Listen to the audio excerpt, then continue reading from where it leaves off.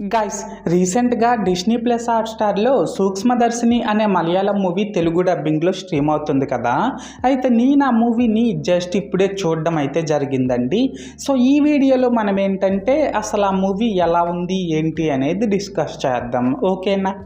అయితే ఇక్కడ first of all ఈ మూవీలో స్పాయిలర్స్ లేకుండా బేసిక్గా స్టోరీ లైన్ ఏంటి అనే విషయానికి వచ్చినట్లయితే గైస్, ప్రతి చిన్న విషయాన్ని పట్టించుకునే మన హీరోయిన్ ప్రియదర్శిని వాళ్ళ స్ట్రీట్లోకి కొత్తగా వచ్చిన మాన్యుల్ ఏమో ఎవరికీ తెలియకుండా ఏదో చేస్తున్నాడని అనుమానించి తను ఏం చేస్తున్నాడో తెలుసుకోవాలి అని అనుకుంటుంది.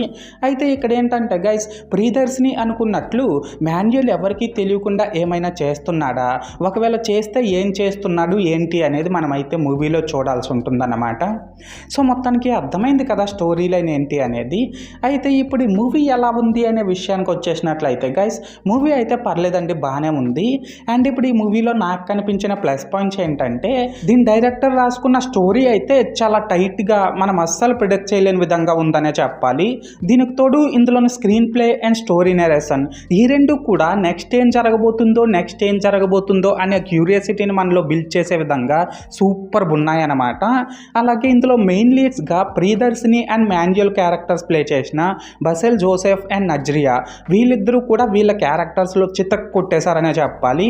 అండ్ ఇందులో లొకేషన్స్ అన్నీ కూడా చాలా బాగున్నాయి అన్నమాట. లాస్ట్గా ఏంటంటే ఈ మూవీలో ఉన్న ట్విస్ట్లే కానీ, ఆ ట్విస్ట్లకి తగ్గ బీజిఎంఏ కానీ అండ్ సినిమాటోగ్రఫీనే కానీ ఇవన్నీ కూడా ఈ స్టోరీకి తగ్గట్టు సూపర్ ఉన్నాయనే చెప్పాలి. అండ్ ఇందులో అడల్ట్ కంటెంట్ కూడా ఏం లేదు కాబట్టి దీన్ని ఫ్యామిలీతో కూడా ఫ్రీగానే వాచ్ చేసేయచ్చు. సో మొత్తానికి ప్లస్ పాయింట్స్ విషయానికి వచ్చినట్లయితే ఇదన్నమాట మ్యాటర్. అండ్ ఇప్పుడు ఈ మూవీలో నాకు కనిపించిన మైనస్ పాయింట్స్ ఏంటంటే గైస్, ప్రతి మలయాళం మూవీలో ఎలాగైతే క్యారెక్టర్స్ని ఇంట్రడ్యూస్ చేయడానికి కొంచెం టైం తీసుకుంటారో సేమ్ అలానే ఇందులో కూడా ఫస్ట్ హాఫ్లో క్యారెక్టర్స్ని ఇంట్రడ్యూస్ చేసి మెయిన్ స్టోరీలోకి వెళ్ళడానికి కొద్దిగా టైం అయితే తీసుకున్నారు. అలాగే ఇందులో కొన్ని సీన్స్లో సినిమాటిక్ లిబర్టీని కూడా ఎక్కువగా యూజ్ చేసుకున్నారన్నమాట. సో దానివల్ల ఏంటంటే మనం ఆ సీన్స్కి పెద్దగా కనెక్ట్ అవ్వము. లాస్ట్గా ఏంటంటే ఈ మూవీ స్టార్టింగ్ నుంచి వీళ్ళు ఏదైతే సస్పెన్స్ని మెయింటైన్ చేశారో దాన్ని మూవీ లాస్ట్లో ఇంకొంచెం డీటెయిలింగ్గా చూపించుంటే బాగుండేదేమో అని అయితే నాకు అనిపించింది. సో మొత్తానికి మైనస్ పాయింట్స్ విషయానికి వచ్చినట్లయితే ఇదన్నమాట మ్యాటర్. అయితే ఇక్కడ ఓవరాల్గా ఏంటంటే గైస్, ఈ సూక్ష్మదర్శిని మూవీ బాగుందా బాగాలేదనేసి అంటే నేను ముందు చెప్పినట్లు బాగుందండి, నాకైతే నచ్చింది. అండ్ నేను ఈ మూవీకి 5కి 3 రేటింగ్ ఇస్తున్నా.